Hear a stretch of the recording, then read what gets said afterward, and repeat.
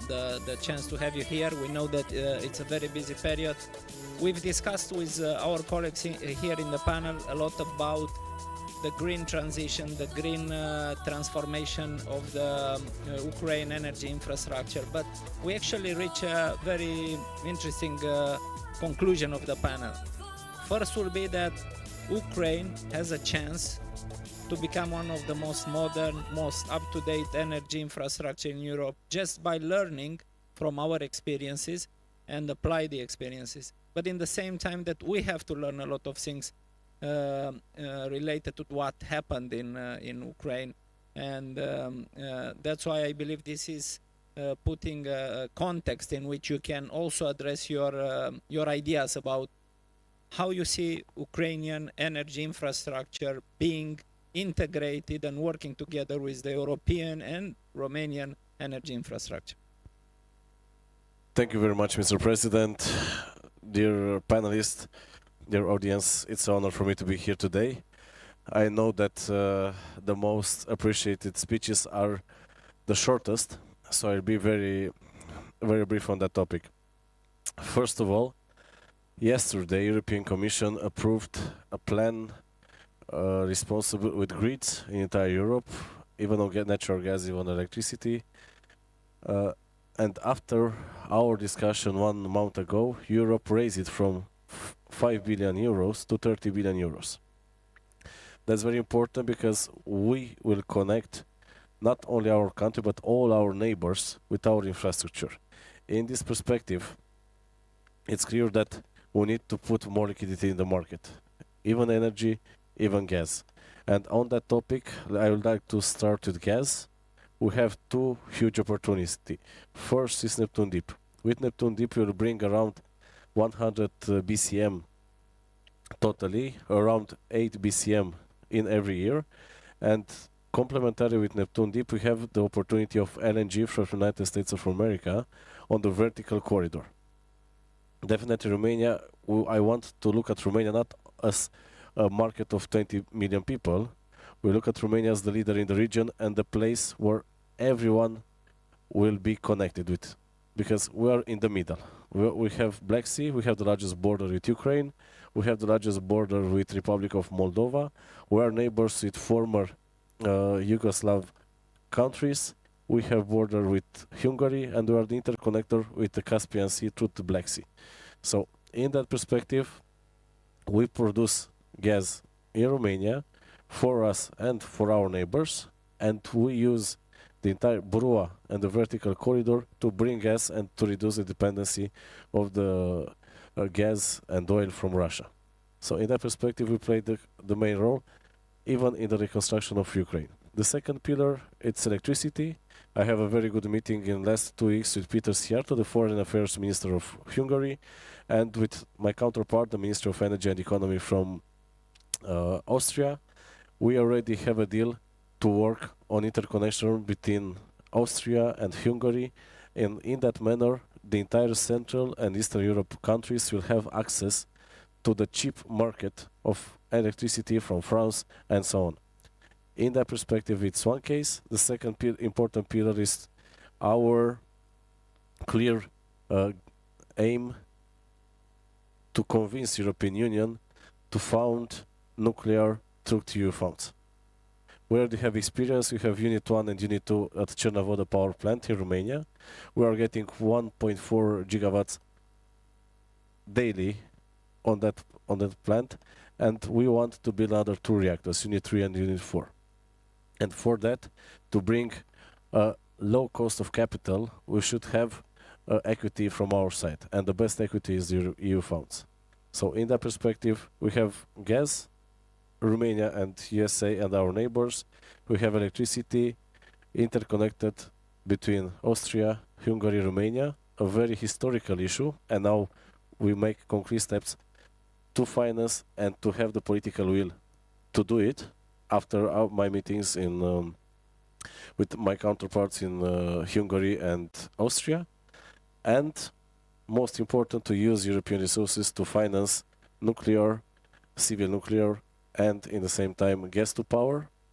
We have Ișalnița, Turceni, and Mintia, and in the same time to use European money for hydropower plants. We have 4 projects we identify after technical research in Romania, and we like to finance that 4 important projects from hydropower plant. All of them $30 billion.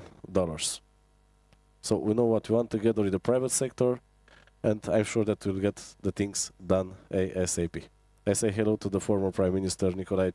Thank you for being here. Very much, Minister Ivan. Having the minister here and being aware that I have already ruined the discipline of the conference by you know, prolonging it, it's my fault. I can invite you for one question. Also, panelists, if you have one question for the minister, the fastest will be the first to be choose. Please, one question and short answer. So we have no question. That's why if the minister wants to address something else, or if you have a question for the Minister of Idea. No, it's not a question, but I think indeed one of the key takeaway we had during the panel is how we have to get prepared to have security energy in the same way of thinking in the future. So I think indeed we can learn a lot from Ukraine, and part of it, it is not only cyber security, decentralization, and this kind of thing. I think the right planning is also key. So when it comes to allying a little bit the planets between the public sector and the private sector is also a very important topic for us in Romania. And I'm very pleased to see how open is the minister on this kind of topic. And maybe another thing is linked to interconnection.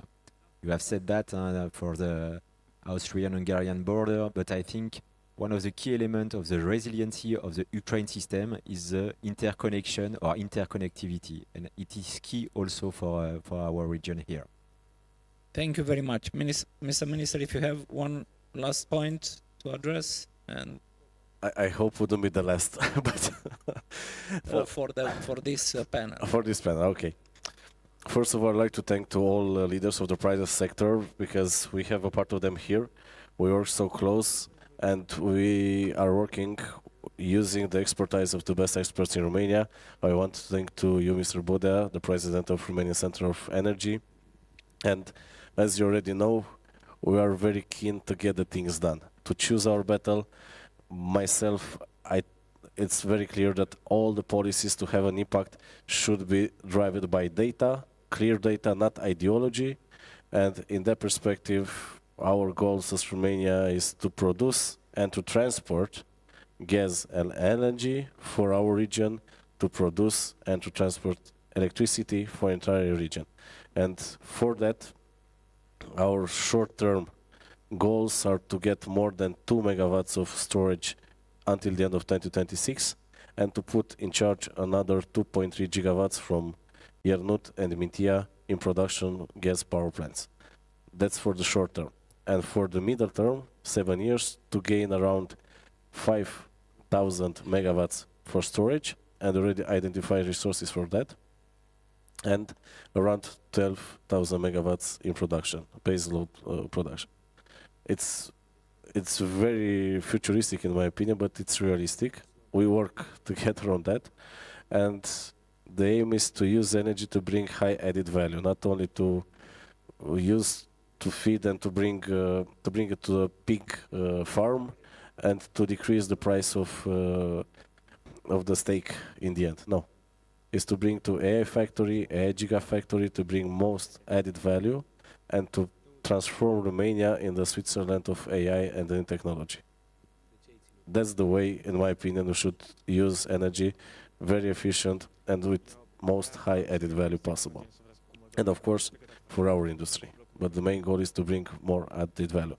And I'd like to thank you all for your support, for your concrete partnership, especially the private sector, the other institution, I see Mr. General, and I love to thank you all, because in the matter of energy is more about cooperation than politics. The energy doesn't have any political color, but have a very clear goal to make Romania one of the most important players in the world. Thank you very much. Thank you very much, Minister Ivan. Such a pleasure to have you here. And don't forget the next panel, Russia-Ukraine drone war. Very interesting. Thank you very much.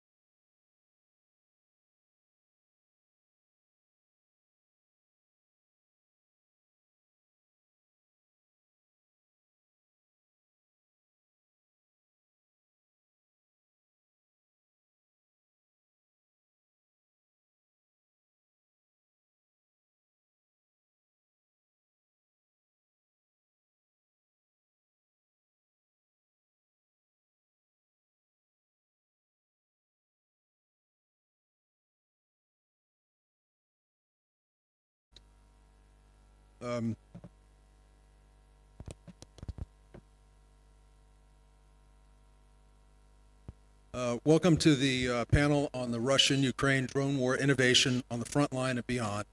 What can we learn for our defense? I'm Greg Melcher, Chief Operations Officer from the Center for the Study of New Generation Warfare. We're going to start the panel with a main partner briefing presentation by Boeing. So I'm going to introduce first Mr. Terry JAMISON from Boeing. Mr. JAMISON is the Director of International Sales for Vertical Lift at Boeing Defense. He's a retired United States Army Aviation Officer with extensive operational experience, including Army Aviation Commands in both Iraq and Afghanistan. So I'll turn it over to you, Terry. Thanks. If you don't mind, I'm going to stand up because I'm going to show you a video here in a little bit. But one of the things, that the U.S. Army has been talking a lot about here lately is how to operate on the new battlefield. As we look at the lessons learned from Ukraine with the proliferation of drones across the battlefield, is there still a place for the manned aircraft on this battlefield? And if you really listen to the senior Army leaders, particularly most recently Major General or Lieutenant General Jim Mingus, the Vice Chief of Staff of the Army, they talk about the true answer is not a unmanned capability or a manned capability, but it's a collaboration effort between the two. The manned aircraft working with the unmanned aircraft to bring the most capability to the battlefield. And I'm going to show you a video again that's going to kind of give the graphical representation of how the U.S. Army is looking at the next fight using both manned, unmanned capabilities and autonomous capabilities. So in this video, what you're going to see is you will see the manned capabilities. In this case, it's Apaches and Chinooks working with what the Army is calling launched effects, which are basically drones or parasite drones that can be launched from the manned aircraft. They can be launched from an autonomous platform, or it can be launched from a vehicle on the ground and then taken control of by the manned aircraft to operate on the battlefield. So in this video, again, you will see the manned aircraft. You're going to see an autonomous capability that some people call it a collaborative combat aircraft, a CCA. It's been called a loyal wingman. It's been called a mule.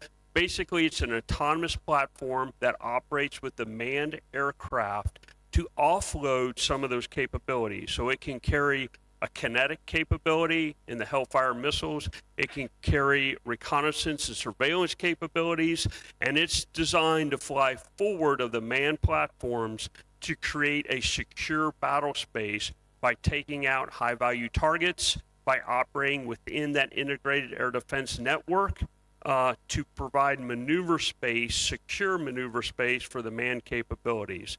You will also see in this video the way, again, another lesson that the U.S. Army has taken from Ukraine, that the old way of refueling and rearming helicopters with truck mounted refuel points is probably not survivable anymore. So you'll see an air mobile capability that uses a cargo helicopter to provide that refueling and that rearming capability on the battlefield that provides a much more survivable, quickly moving capability that you can bounce around the battlefield. So with that, if we could please get the video teed up, and we'll kick it off here.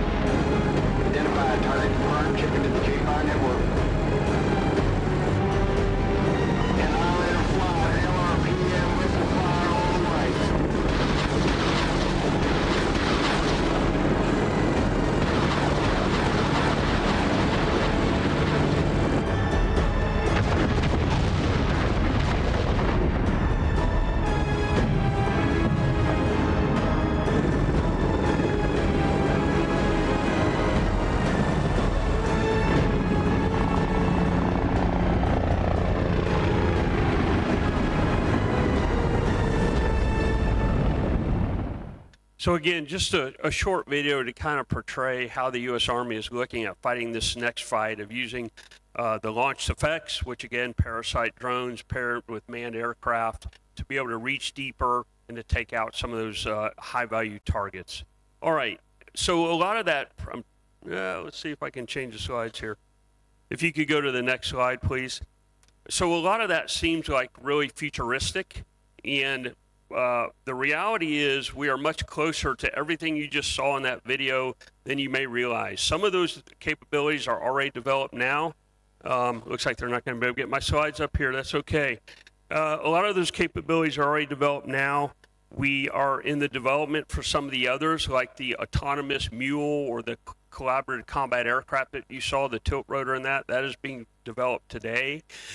We just did in 30 September, the U.S. Army did a demonstration out in Arizona where we brought up the launched effects that you saw launching from those CCA aircraft, integrated them into the manned capability using 3 different companies, Andriy, Cutta, and Aurora, all 3 that produce launched effects or drones, and we quickly integrated those into the manned aircraft through the Modular Open System Approach, or MOSA, which is the new capability that allows open architecture for all of our manned platforms. Previously to that, you'd have to send your capability back to the factory. It would take lots of money, lots of time, up to a year to integrate some of the new capabilities. But we quickly realized that with the new technologies, with the changing face of warfare that we see in Ukraine, with the drones and the proliferation of them, we had to have that open system approach to quickly integrate these new capabilities into the aircraft. Later on the panel, you'll hear me talk a little bit about the counter UAS capabilities or counter drone capabilities that we're developing now that will also are in the process of integrating through the modular open system approach. But again, that's what we're looking for. That is how the Army is proceeding forward by using both a manned and an unmanned solution in a collaborative, cooperative, teaming environment with the attack helicopter capability. So I appreciate the time. I look forward to the panel discussion and any questions you might have.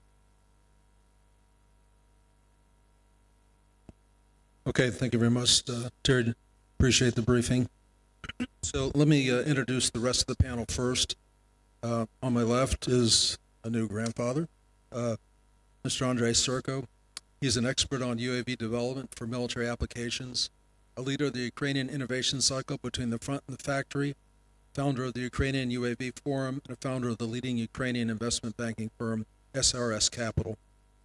Of course, then Mr. JAMISON, and then on his left is Mr. NAYYEM, who's the head of the State Agency for Restoration and Development of Infrastructure of Ukraine.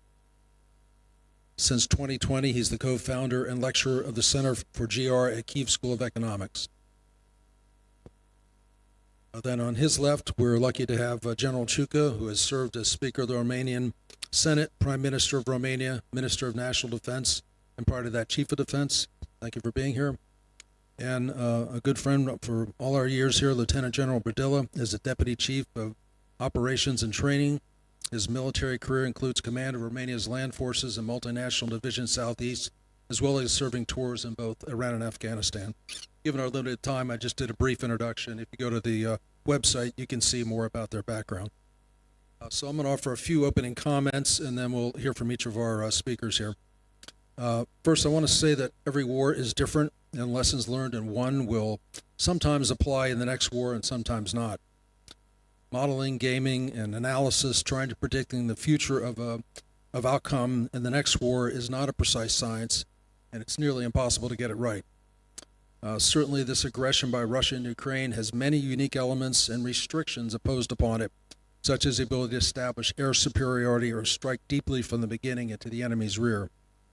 So Ukraine has had to adapt. I think that what I'm most impressed with is, given all these limitations imposed on Ukraine, how they have created an innovation cycle from the warfighter at the front to the factory and then back to the front on an accelerated pace. Today, this is being applied to drones, but in the future, it could be also applied to other technical warfare areas as well. Further, I see in developments of dozens of new counter-drone capabilities, and I wonder how these might change the balance of the type of war we now see in Ukraine or in future conflicts in other regions. With that, let me turn to our speakers. Each will get about 7 minutes to comment, and that should leave about 10 minutes at the end for questions from the audience, hopefully, or maybe a couple of my questions if you don't ask any. So let me now turn to Mr. SIRKO to begin the discussion. 1, 2, yeah. Hello, my name is Andriy SIRKO. I'm Ukrainian. We are talking lessons for NATO armies earned in Ukrainian war. Numerous, especially with this UAV introduction, and I will try to go briefly through them. The first is usage of drones in many aspects of battle actions.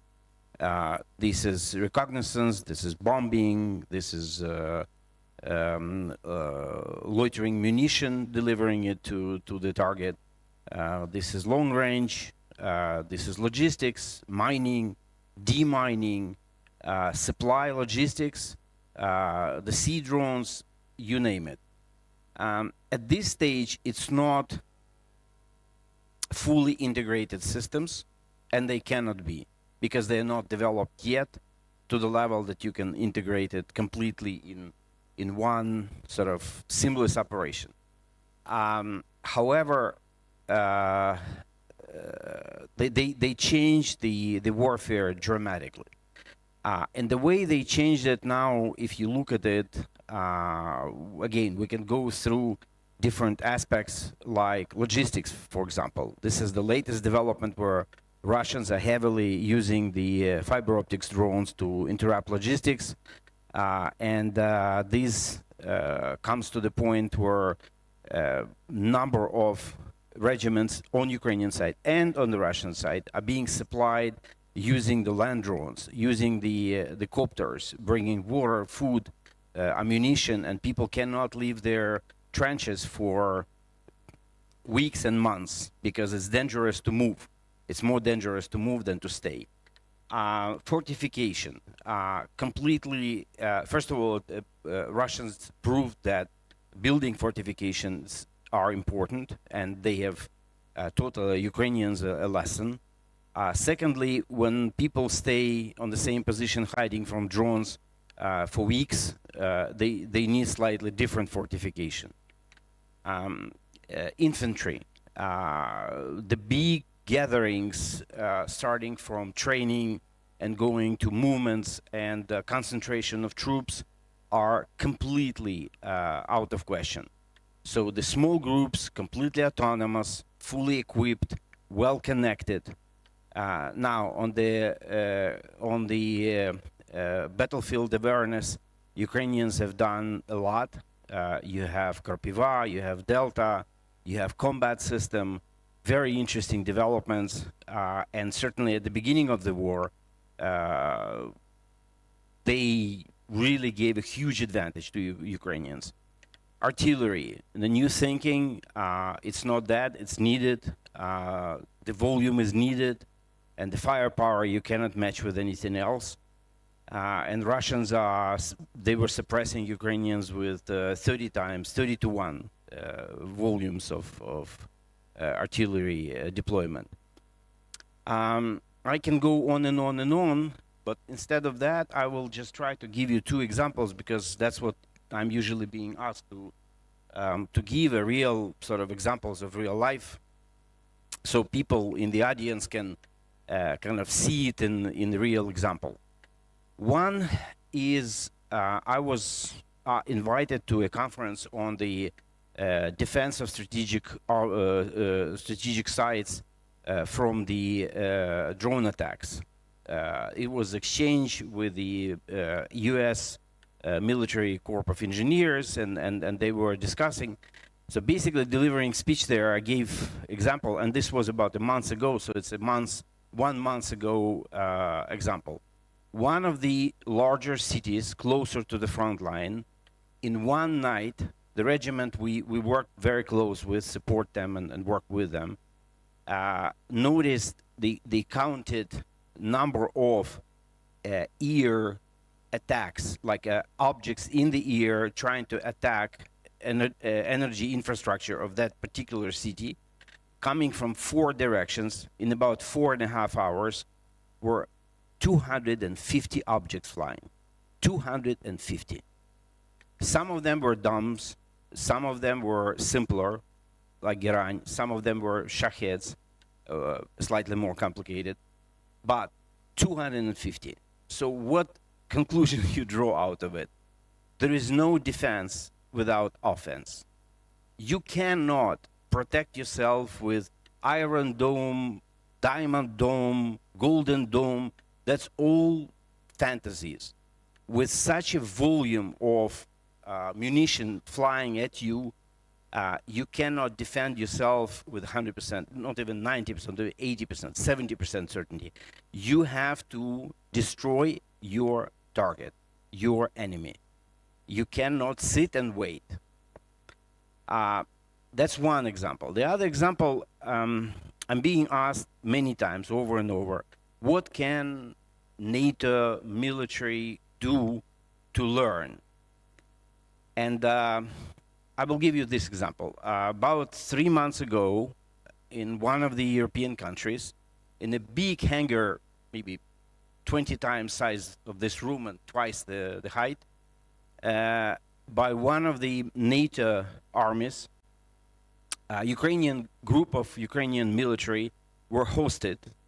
And the reason they were hosted is because they were doing important assignment, and it's dangerous for them to be in Ukraine. Obviously, they become target immediately. So they were invited, and they were there, and there were red tape on the floor. You can go here, you can go there, because there was 3 parts, 3 different units operating in the same hangar. One was logistic, another was intelligence, and the third one was special forces of the NATO.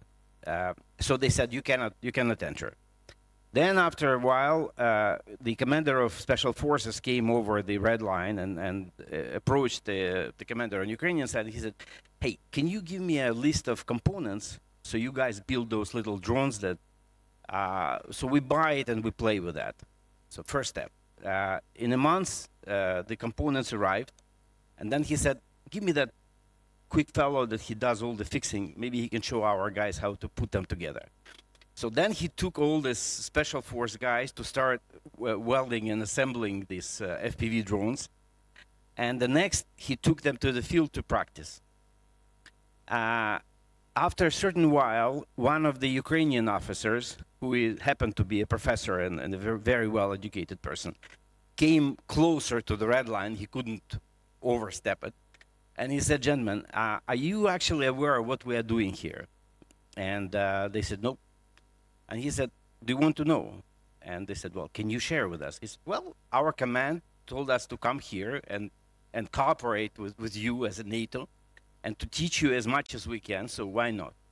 So he made a 40-slide PowerPoint presentation, obviously fluent in English and very intelligent person. And he gave an online connection showing the attacks, the counteraction of Russians, and the loss of certain assets, not that expensive, but $20,000–40,000 asset we're losing, unfortunate, and then some burning equipment on the Russian side. And you can imagine the excitement that the the NATO servicemen had, watching that. Why I am giving all of it is that I'm sure there was no central command order to do a big exchange. It was initiative on certain level, and people engaged, and I'm sure there was a big learning sort of experience for one group, and obviously a lot of support for the other group. And that's what we need to do, and that's what we can do, and that's what we should do. Thank you. Thank you very much. Appreciate those insights. Next, we'll go to Mr. JAMISON. Yeah, thank you. I couldn't agree with you more on the need for the offensive capability to engage and destroy where these drones are made and where they're launched from. And I think if you read the Army Transformation Initiative for the U.S. Army, I think they agree with you as well, because that's where the the focus is going in long-range fires, increasing the range and lethality of our manned platforms.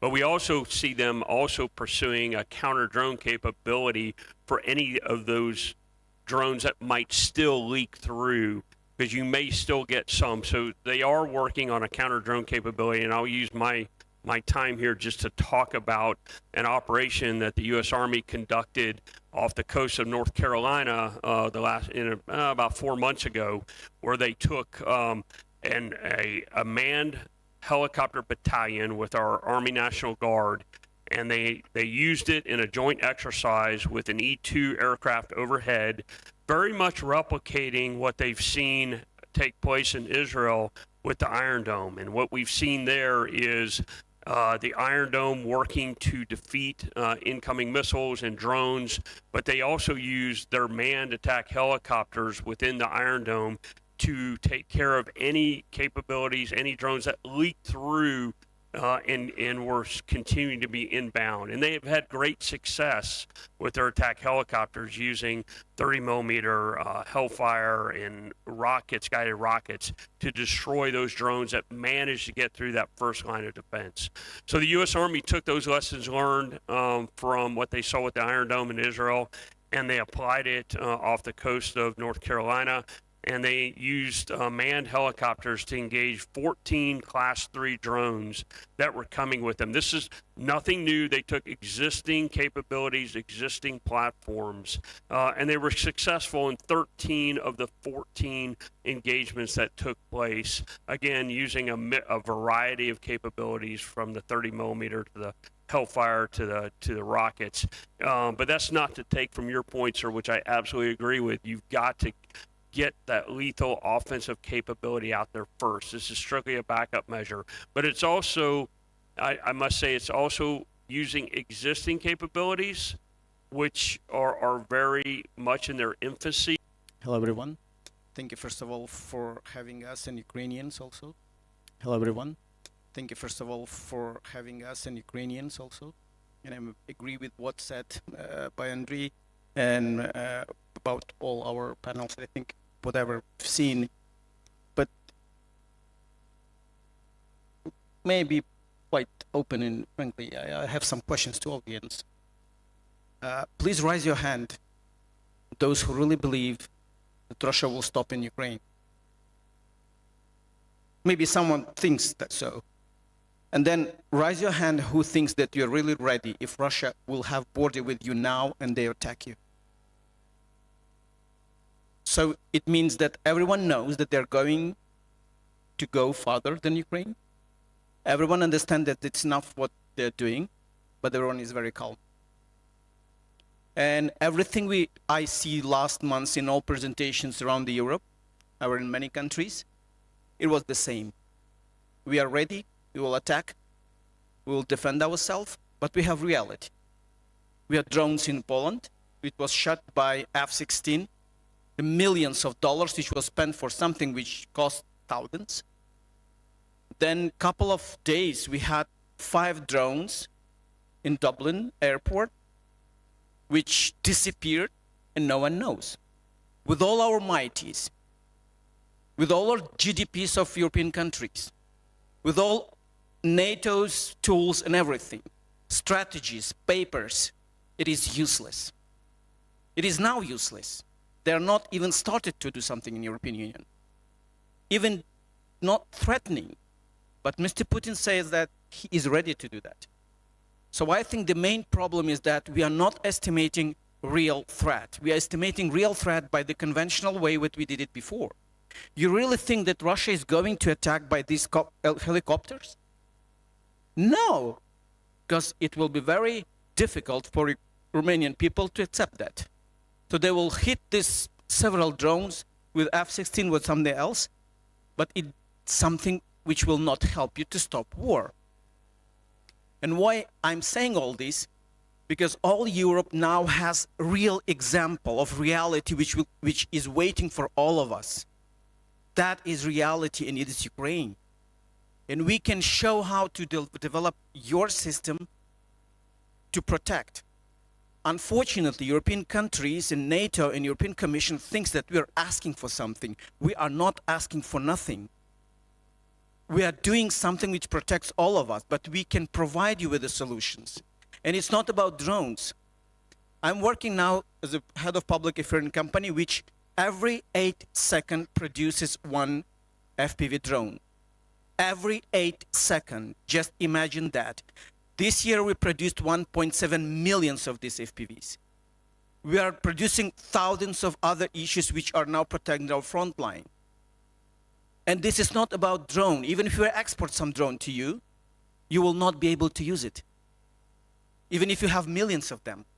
Because for that you need intelligence, you need people, you need ground maintenance, and everything else which cannot be exported. It's something which we developed.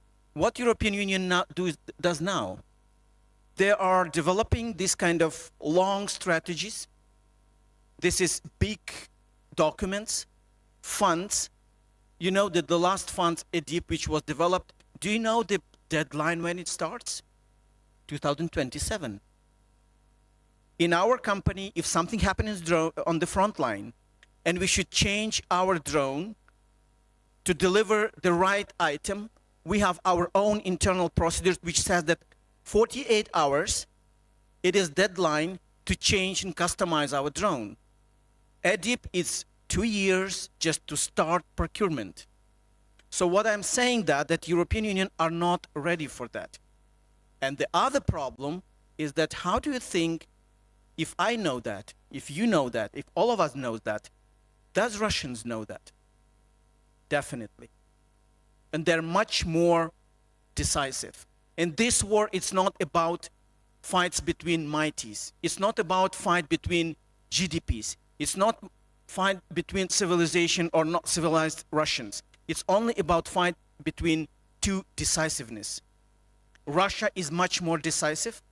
That's much more structured. That they are much more centralized. And they're ready to scale all our technologies that we are developing in Ukraine much faster than we are doing. And our obstacle is that for this moment, unfortunately, even in our imagination, we cannot allow us to think that tomorrow war can happen. I'm not saying that it will happen. But I remember what happened in Ukraine 2-3 weeks before war, 2 months before war, when we thought that it will never happen. And what I see now in European Union, all discussions and panels is the same. We are thinking about strategies, we are thinking about long papers, but come on, it doesn't help. So what we propose as Ukrainian people, as Ukrainian companies and Ukrainian government, please don't think that you will avoid that. If you avoid that, okay, you are lucky. But if not, you will really regret that you had example and partner who can help you to deliver these solutions. And I think what Ukraine can now bring to all your countries, we are now doing many research in all other countries which publicly announced their national strategy, specifically Romanian. So you have, for example, harbors, you have energy infrastructures, you have cities, and it can be not only from Black Sea. I will not name these countries, but around Romania, there are countries which are allies of Russians. If some drones come from these countries, what are you going to do now, today? I'm not talking about tomorrow when EDIP starts. What exactly we're going to do? It doesn't have answer. It doesn't have answer how to protect your nuclear power station. It doesn't have answer how to protect the construction of biggest NATO bases in Romania. Because 7 drones can destroy quite big territory. And it doesn't have answer. We have this answer. And I think it's a good idea not to give Ukraine money. You will give this money because you are partners and we're grateful. And we really appreciate that. But please develop capacity to answer. And the capacity to answer, it's not money. It's not strategy. It's really developing ground maintenance and solutions. We are ready to provide that. Please accept that. Please ask for that. Please include Ukraine not as a country which is as something, but as a part of European security system. I think that's the answer, and we are ready to help with that. Thank you.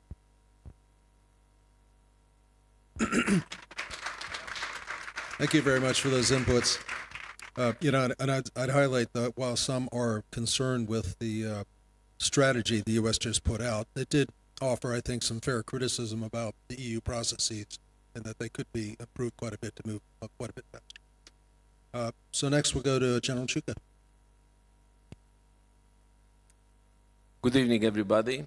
Let me start thanking New Strategy Center for organizing such an important event. We were very much waiting to organize this kind of activities in order to create a platform for our Ukrainian neighbors to share their experience. And thank you very much to all the Ukrainian participants to this conference. And thank you very much, Mr. SIRKO and Mr. Mustafa, for your thoughts, your insights shared on this stage. I don't know if I have to start to comment a little bit on the movie Jerry has presented to us, or to jump directly in the lessons learned from the war of drones in Ukraine. I think here we should start from the beginning, and I like how Mustafa have started his intervention asking about what we were believing when the war started, if the Russia is going to win or not. What happens after 2 weeks of the war started, and everybody was considering Russia being weak, not being able to wage the war. So after almost 4 years, we have to look back and to learn from what the Russians learned from this war. And it's crystal clear that if in the very beginning of the war they were not able to use very much this capability, the drones capability, today they have the capacity to strike Ukraine with 600 to 800 drones per night. So that means they learn how to produce drones, they learn how to integrate drones in their artillery fire plan, they learn how to coordinate with the other combat services, they learn almost everything. So I think Mustafa have said everything regarding what we have to learn from our Ukrainian neighbors, to use the opportunity offered by them to share with us the operational lessons learned in regard of using the drones in the battlefield. But this is mostly the tactical part of the usage of drones in the combat, and this should be handled by our men and women in uniforms. We also have to think how to protect the other capacities, the other capabilities of the whole society. And we are attending today, during the conference, the speakers touching upon all these very important points of the whole social life in Ukraine. You're heated on your energy power plant, on your energy grid, on your hospitals, schools. You have no energy, or you are blackout for 15 to 18 hours per day. So this is what we have to learn and what we have to consider when we are speaking about finding the real solutions of how to fight the future war. So I don't agree that we don't need a strategy. We need a strategy.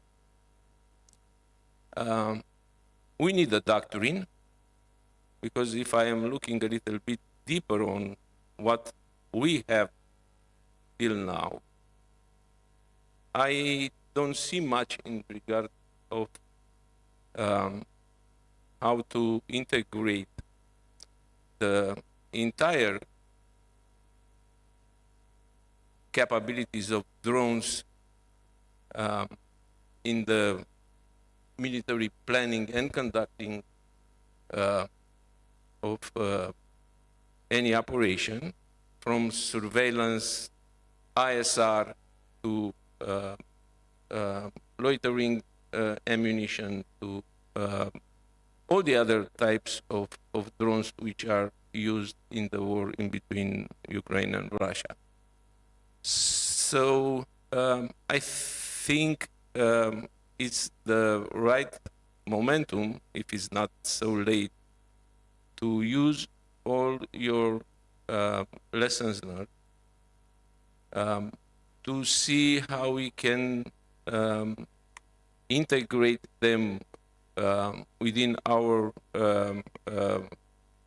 tactics and strategy, how we can redesign our doctrine, and then how we are planning our acquisition program. I will complement the acquisition program with how we will produce this kind of equipment, because here it's not only about buying, here it's about producing, and here it's about ensuring coherence to all the logistic chain in order to support our effort. And all the European countries, Romania included, have to understand that if we will not start producing, if we will not start to partner those companies and to persuade our strategic partners and our European and NATO allies to start producing as much as possible here in Romania, to localize the production in Romania, we will not be able to wage the war. And I am saying that considering that it doesn't matter if we spend billions, hundreds of billions, if we don't produce what we need in order to support the war here in this country, we will not be able to win the war. So I do think that the military system is watching, and it's considering everything what's happening in reality in the war between Ukraine and Russia, and they have already taken the most important decisions, and they are working and cooperating with the industry of with the defense industry, with the other instruments of the government, in order to really create that whole society resilience, because this is all about and I am very confident that continuing to get and to work as closer as possible with the Ukrainian companies, with the Ukrainian government, to learn and to start bilaterally producing something which is going to support the Ukrainian war effort, and also to support the development of the military capabilities required to fight the next war. So thank you very much. Thank you very much, General. And then General Berdilă. Okay, good evening, and thanks again for New Strategy Center for, I think, a timely forum. We all see the news that we're about to have a solution in Ukraine, and the topic is very much, I think, relevant, not just for the present, but for the future. I shouldn't say anything. I mean, most of the speakers addressed so much in terms of how to look at the drone war and what to learn from Ukraine. But I still have some good news in terms of the uniform.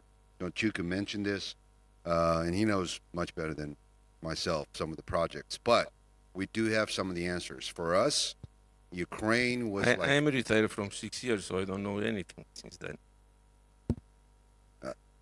No comment, sir. You know, we did learn from Ukraine. Ukraine was for us, for this part of the learning process, it turned from a future simulation center to a future reality center, and now it's present. So we know what part of the toxic doctrine Russia puts out. We decompose that and we start to implement. 1. 2, we continue to do this in an allied format. Romania cannot address learning and adapting just by itself because of the volume of the threat. We're talking about so many just drones, but other vectors and other types of means to execute doctrine. So learning in allied context, first of all, he has to stay close with SACEUR, Supreme Headquarters Allied Powers in Europe. And this was the strategy produced 3 or 4 years ago, the Deterrence and Defense, the alliance. In my military terms, that's the best strategy that is confirmed executable today, which means it has a concept, it has the resources, and it has also challenges. So we're not at the beginning of war. We learned, we implemented some of the solutions, and we adapted some of the doctrine. One point to that, I still believe in the classics, some of the classics. So armor, deep fires, reconnaissance, maritime, I think they remain classics. It's not just the drone. You need to have a complex of capabilities to make sure you oppose a threat like that. Last but not least, and this is where the complications start, is expanding the doctrine of the conflict into the society and the resilience of the society, the training of the society. And if I can have a show of hands, how many of you can know how to operate a drone? Show me a hand. Okay, thank you, sir. Yeah, well, I know where you come from, but that's a competence, not just to operate a drone. But that's the investment in, especially the young generation, to produce citizens that are ready to participate to this type of learning. I'm not saying take them directly into the conflict, but be aware and study institutionally how to operate a system like this, because it became a battlefield operating system. Ukraine, when this started, I know from SIRKO, he told me some stories that it was a civil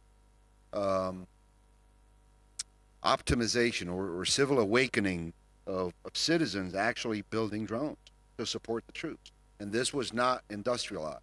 This was just in the beginning. That's what I need also. And we're trying to do that with some of the programs to educate the citizens to participate in this comprehensive part of the conflict. Last but not least, we still need to win deterrence. If we get to the conflict, this is hybrid, conventional, this is going to get ugly because it's a huge amount of doctrine and means. But don't forget the deterrence. The more we invest in deterrence, and that's why it's more expensive to protect peace. Peace is not just 5%. The capability target list of what NATO is producing as a vision for the next 20 years, it looks expensive. Safe, it looks expensive. but that's because the diversity of modernization and innovation gets expensive. Two domains that the deterrence and defense strategy put on the table: cyber and space. These are very technological domains. They require research and development, they require standardization, and they require, yes, resources, including human. I'll stop here, and I hope we have some good questions. Greg, back to you. Okay, thank you very much, General. The clock here says we have 13 minutes, so do we have some questions through the floor? We'll start in the white jacket, please. Mike.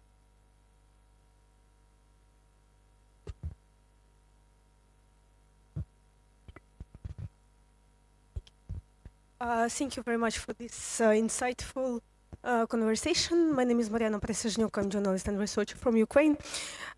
Having this opportunity to ask Romanian partners and friends about security developments, what do you think and how do you evaluate, especially a recent announcement of US administration to withdraw some troops from your country, and how do you discuss with European partners, with European states, their capacity to fulfill, if it's needed, in your opinion, this vacuum? Thank you.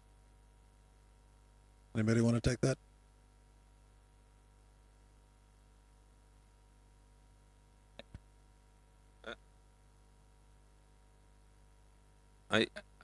I'm sorry, I will disappoint you, but I don't know anything about this because I'm not part of the decision since some couple of years ago, so I don't know what's going on right now, if I understood well your question. We doesn't have U.S. troops on our ground, as you know. So we are not disappointed or we are not, appreciated. But what I think it's very important is just about everyone here, I think, and all our panelists are disturbed with the dependence from United States. Let's be honest. For us, it's a big problem.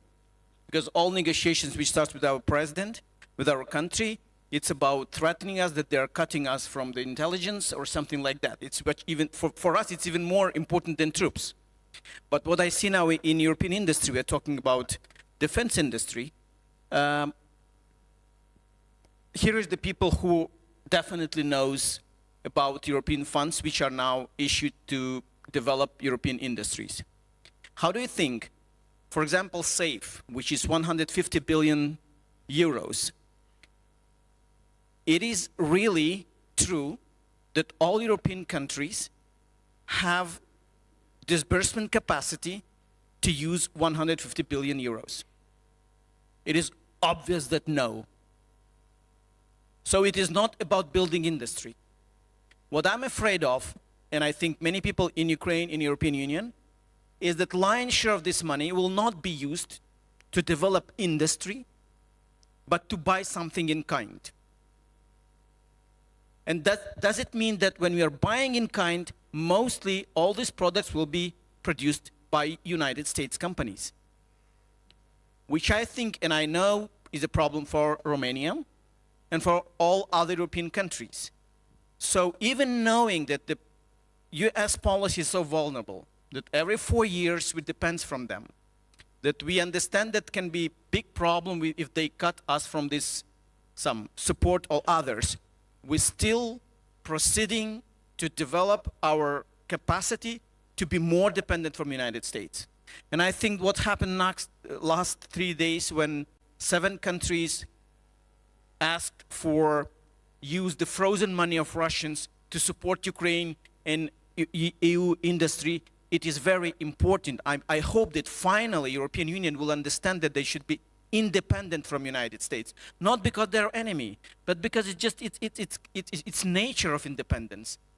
I remember when J.D. Vance came to Munich conference. I'm not European Union citizen, I'm a citizen of Ukraine, but for me it was humiliation what he said, and no one responded. So why 2 or 3 years in a row we're trying to be more dependent from United States? And the only one reason how we can be, and one opportunity to be independent, develop our own industry, our own capacities. Unfortunately, what I see now, it is not there. We are still trying to buy in all these products, and I've seen some application from countries which applied for SAFE. Many of them, it's just to buying something in kind. I hope it will not be United States, something with Austrian or Germany, but it's very dangerous. General Berdilă. Once again, I would like to underline and to stress as much as I can this aspect. Here is not about buying. Buying, it's easy. Buying, it's not really providing the support for the war. We can see, and you, as Ukrainians, you feel on your own what means the delays of the delivery of military equipment and ammunition. So, once again, all those money, national money, and the money used through the SAFE program has to be used in order to start producing something at home. At home means Romania, at home means all the other European countries. Of course, we need to partner with our strategic brothers in regard of transferring technology. That means buying technology. But buying technology, buying know-how, but to localize the production here at home. I'm sorry, if I can have, so you from where? From Lithuania? Ukraine, okay. How many U.S. soldiers do you have in Ukraine?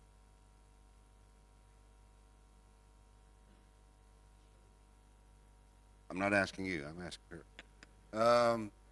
Several south. Several soldiers, okay. Yeah, part of them remain. And that's a point. Because that's what Russia wants to transform the message of withdrawal. That's it's why not, I'm asking. It's not the numbers, it's what the numbers do. U.S. is optimizing posturing a presence between Pacific and Europe. So, rethinking the posturing of, in this case, land units, it's one thing. And maybe we're adapting in other domains.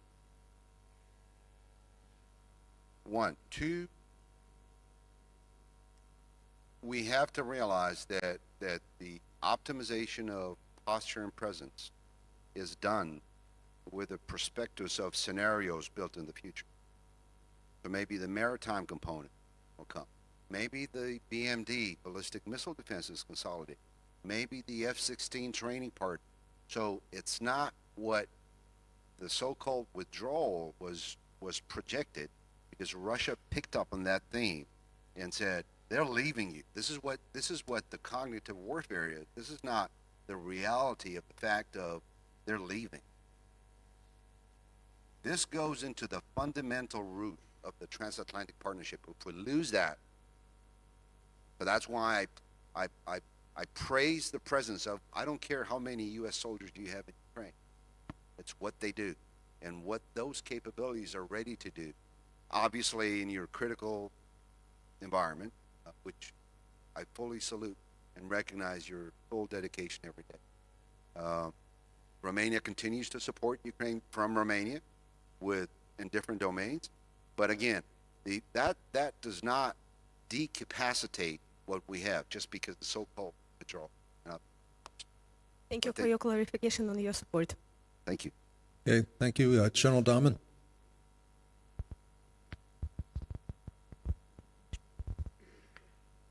Thanks, Rick. I think we're starting to touch on the real essence of this conference. How it's not about rebuilding Ukraine, because we can't rebuild Ukraine without building Europe. Akko told us in January that the time before a drone is obsolete was 2 months. Mustafa told us today that it's probably 48 hours. So the classic idea of building a military capacity, building a lot of stuff, put it in a warehouse, and hope that the Russians are not coming, but by the time they are coming, we can take it out of the warehouse. It's not going to happen, because the stuff we put in that warehouse will be obsolete.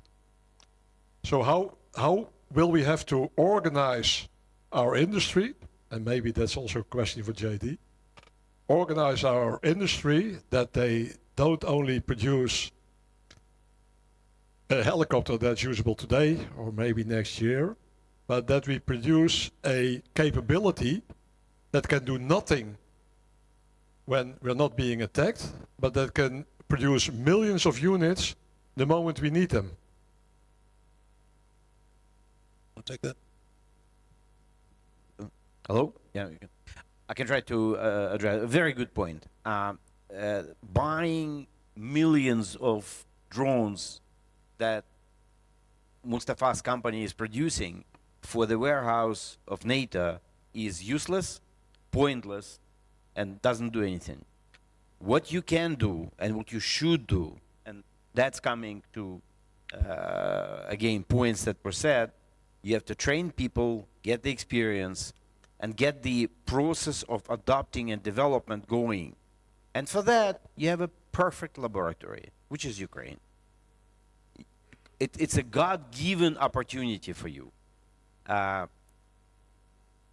Invest this money into production and development cycle in partnership with Ukrainians. By the way, the next panel is talking about exactly that. Work with Ukrainians, deploy it in Ukraine, don't keep it in the warehouse. We have a very thankful Russian audience waiting for it to come. This way, you help Ukraine, you help Russians to get to the point where they realize that this is idiotic war, and you help yourself developing capabilities.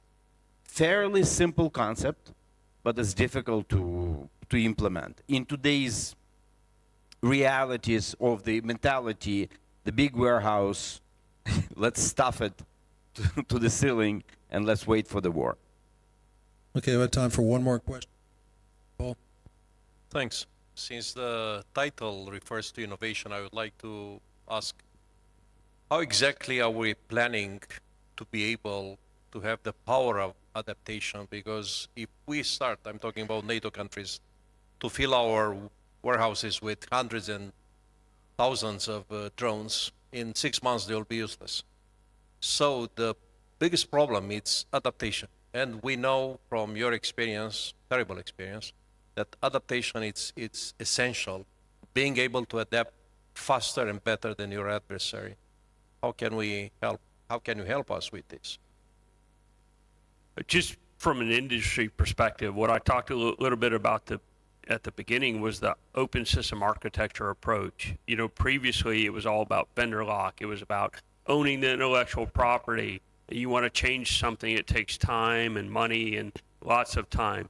So where we are focused on, and I don't say we, the U.S. military is very focused on, is requiring companies to use this open system architecture approach with the idea, the theory, it's an update as easy on your iPhone to get a download, right? And that comes at a cost to us, but we also realize, based on lessons we've seen in Ukraine, we have to do that, because you're right, those drones 4 months from now are going to be irrelevant if you can't update them. And I would say it's not just the drones, it's the tanks, it's the helicopters, it's all the systems have to have that open system architecture so you can update them and keep current with what we see changing on the battlefield. You know, I think one important issue that we should understand between, because we are not talking about some abstract enemy. We understand that it's very definitely country, I mean Russia. Let's start to think why they are now not winning, but why they are doing what they're doing, having very low economy and everything else. The difference is that in Russia, industry and companies which are producing drone and weapon, they are not separated from government. That is the main advantage they have. That is the weakness they have, because from the point of view of market or civilization, it is useless. I mean, just it's absurd that companies and, I mean, private business and governments together, but that's why they're ready to scale it very fast. How it works in United States and European Union, I believe that many companies in European Union, I know them, who are producing the same drones that we are doing, but what they're thinking, first of all, profit, marketing, researching. How, for example, works our company? We don't care about how it's beautiful or not. We need something very cheap, which can kill enemy. It shouldn't be more beautiful than others. It shouldn't be more developed. It just should kill enemy. And I think it's my hint. It's that European Commission and European countries should start to think some procedures which can be used in moment of war, which will allow them to unite the efforts of private market and militaries. Because what we are doing when we say adapting our product, actually, literally what does it mean is that military unit on the front line, if they see that some drones doesn't work, they immediately bring a signal. How it will work in Europe? It should go to headquarters, supervisory board, R&D, and etc. And only after that, they should budget that and then implement, and after that, they should be delivered or procured and then delivered.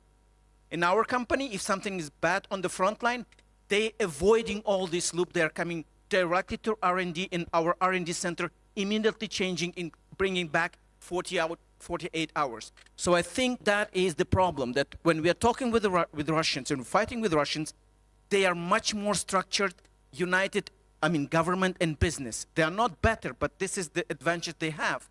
We are weak in this because we are competing. Government trying to regulate something which should help them. So I think one of the main issues is that now to start developing procedures which can be used. And by the way, you once did it. Remember when we have COVID? When governments and private business, first of all, tried to fight each other, but then they was united, and only that helped to avoid this crisis.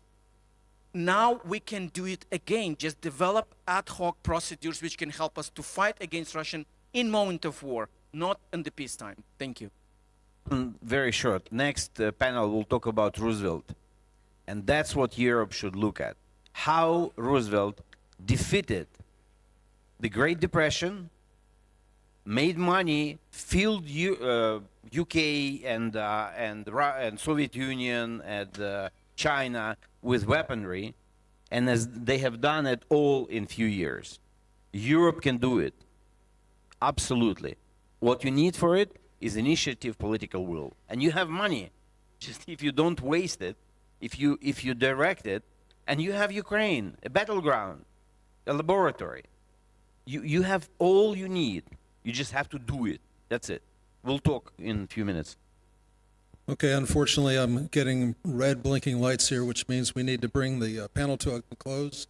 I want to give many thanks first to the new Strategy Center for the forum, to our speakers here on the panel, as well as those that asked questions, and I'm sorry we didn't get to everybody, and also to industry, in particular Boeing, and this panel for the support that made this whole forum possible.